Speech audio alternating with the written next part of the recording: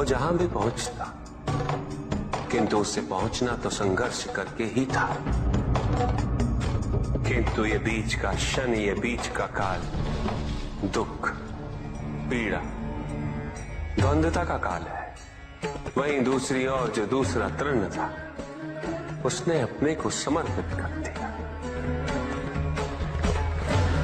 वो तो नदी में सीधा पड़ा हुआ था। नदी के प्रवाह के साथ साथ बहता जा रहा था और उसे ऐसा प्रतीत हो रहा था जैसे कि वो नदी को दिशा दे रहा है, उसे प्रवाहित होने में सहायता कर रहा।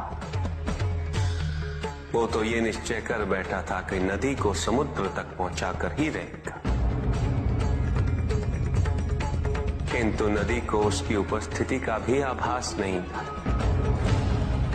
नदी पर उन दोनों के होने या ना होने का कोई प्रभाव नहीं था।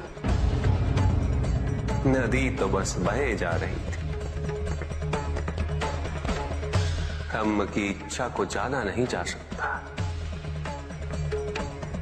किंतु ब्रह्म के साथ एक अवश्य हुआ जा सकता, और तब व्यक्ति की अपनी इच्छा तो खो ही जाती है, केवल उसकी इच्छा ही शेष रह जाती है। द्वैतांग को अपनी आगे की यात्रा पूरी करने हेतु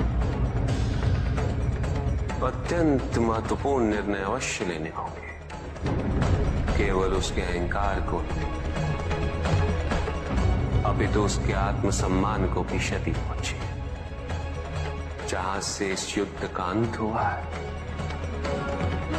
वहीं से लोयतांग के अंतर युद्ध का आरंभ हुआ है। और जो भीतर पराजित होता, उसे हर दिशा में केवल पराजय ही दिखती है।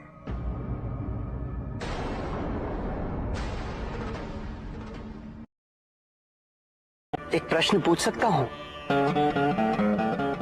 अवश्य ऋषि कश्यप। जहां प्रश्न नहीं वहां जिज्ञासा नहीं,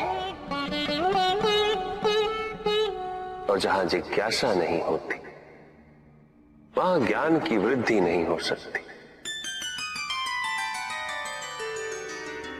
निसंकोच होकर पूछिए।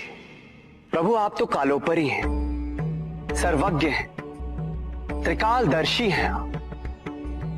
चारों ओर ये जो अज्ञान का अंधकार फैल रहा है, उसमें ज्ञान का मूल अर्थ कहीं ना कहीं खोता जा रहा। मेरा आपसे विनम्र